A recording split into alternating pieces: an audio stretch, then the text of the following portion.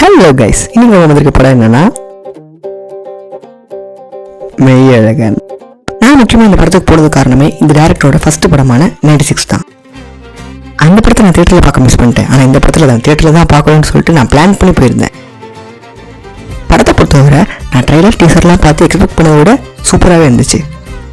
First half போனதே தெரிலங்க. படத்தோட கதையை பற்றி பார்த்தோம்னா, ரொம்ப நாள் கழிச்சு ஊருக்கு விருப்பமே இல்லாமல் போகிறாரு.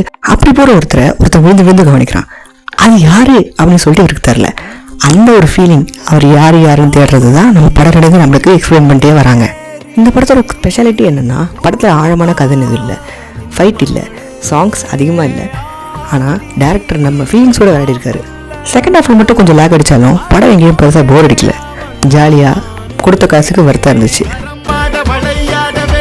சோத்து மேல சோத்து குமி குமிச்சிடு எத்து கொட்டி பசி யாரு